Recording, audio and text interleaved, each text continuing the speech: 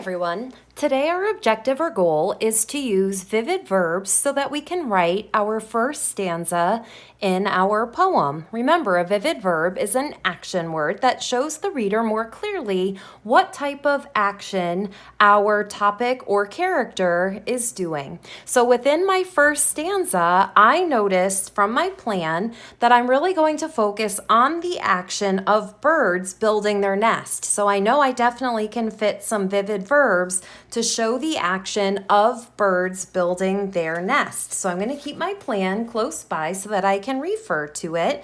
But because I have a character who is speaking, remember my topic is birds, so birds are the ones that are speaking, I'm going to use what's called purposeful dialogue because there's something very purposeful that the birds are going to say. When we use purposeful dialogue, we use these quotation marks to show that the speaking is going to start.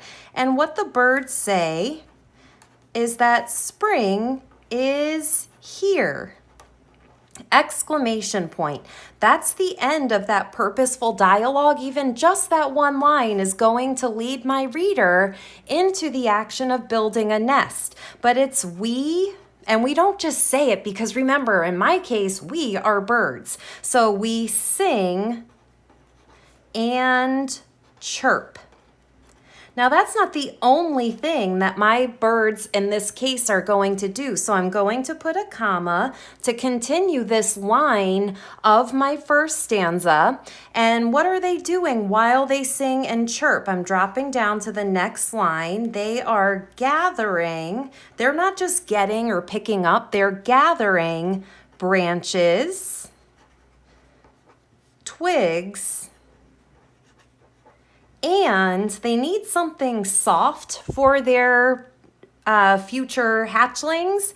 And soft, it's a type of flower or part of a flower, and it's called thistle.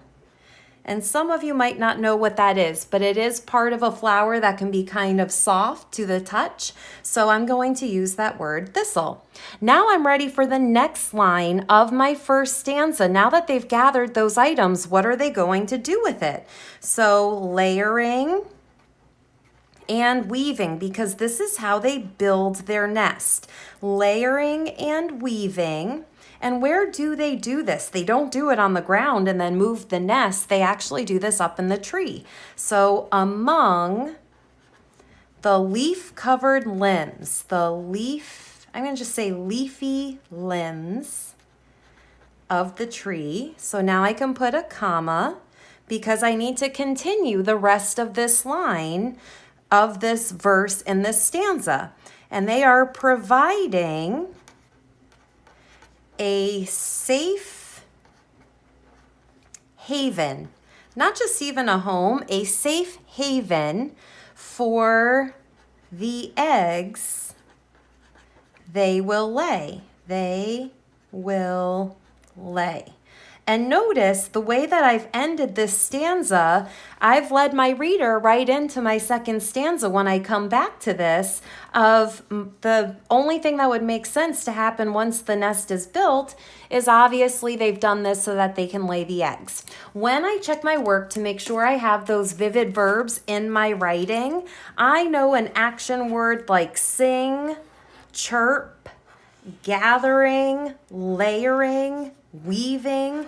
These are all action words that I can see the birds doing while they are building their nest. So your job today is to write stanza 1 using vivid verbs. Happy writing, everyone!